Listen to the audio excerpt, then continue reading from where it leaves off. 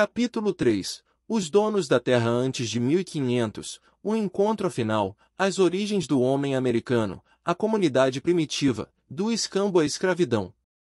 No capítulo 3, exploraremos o contexto histórico do Brasil antes da chegada dos europeus em 1500, abordando os donos da terra, o encontro entre europeus e indígenas, as origens do homem americano, a comunidade primitiva e a transição do escambo para a escravidão.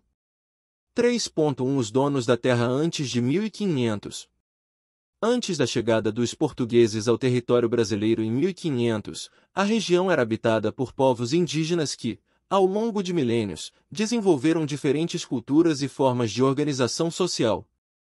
Essas comunidades nativas, diversificadas em etnias e línguas, ocupavam um vasto território brasileiro e possuíam uma relação intrínseca com a terra, que era considerada sagrada e fundamental para sua subsistência. 3.2 O encontro afinal. O encontro entre os povos indígenas e os navegadores portugueses, liderados por Pedro Álvares Cabral, em 1500, marcou o início do processo de colonização do Brasil. Esse encontro, inicialmente, foi permeado por curiosidade mútua e trocas culturais, mas logo se transformou em conflitos e desigualdades.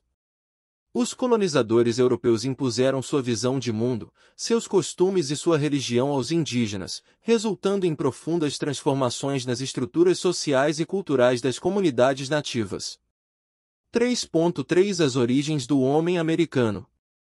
A história das origens do homem americano remonta a milhares de anos antes da chegada dos europeus.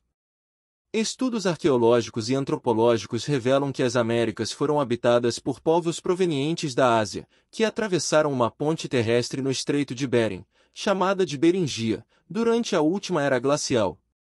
Esses primeiros habitantes, ao longo do tempo, se diversificaram e se estabeleceram em diferentes regiões do continente, dando origem a uma multiplicidade de culturas e sociedades. 3.4 A comunidade primitiva. Antes do contato com os europeus, os povos indígenas do Brasil viviam em comunidades primitivas, baseadas na caça, pesca, coleta e na agricultura de subsistência.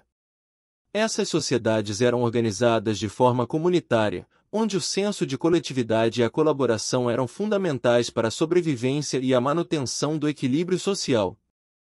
A terra era compartilhada, não havendo a noção de propriedade privada, e as decisões eram tomadas de maneira coletiva, respeitando-se as lideranças e os anciãos.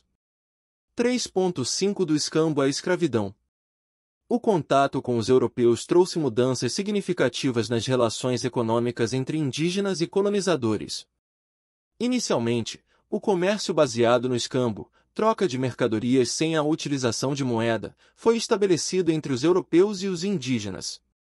Essas trocas envolviam produtos como especiarias, peles, madeiras e metais preciosos, em troca de utensílios, armas, tecidos e outros bens trazidos pelos europeus. No entanto, o sistema de escambo foi gradativamente substituído pelo sistema de exploração e escravidão. Os colonizadores perceberam a abundância de recursos naturais no Brasil, especialmente a presença do pau-brasil, árvore de alto valor comercial devido à sua madeira avermelhada. Para explorar esses recursos em larga escala, os europeus passaram a utilizar mão de obra indígena de forma coercitiva. Inicialmente, os indígenas eram utilizados como trabalhadores forçados nas atividades de extração do pau-brasil e em outras atividades econômicas.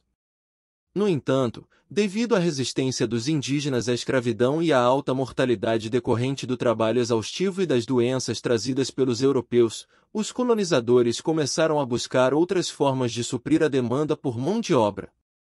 Assim, o tráfico de escravos africanos foi introduzido no Brasil. A partir do século XVI, milhões de africanos foram capturados em suas terras de origem, transportados em condições desumanas pelos navios negreiros e vendidos como escravos nas colônias, incluindo o Brasil. A escravidão africana, baseada no racismo e na ideia de inferioridade dos povos negros, tornou-se uma das principais bases da economia colonial brasileira. Os escravos africanos eram utilizados nas plantações de cana-de-açúcar, nas minas de ouro e diamante, na produção de café, entre outros setores. Eles eram submetidos a um regime de trabalho brutal, sem direitos ou liberdade, sofrendo abusos físicos e emocionais. A escravidão moldou profundamente a sociedade brasileira, deixando um legado de desigualdades sociais e raciais que perdura até os dias atuais. A transição do escambo para a escravidão representou uma mudança drástica nas relações entre colonizadores e indígenas, bem como a introdução de um sistema cruel de exploração de seres humanos.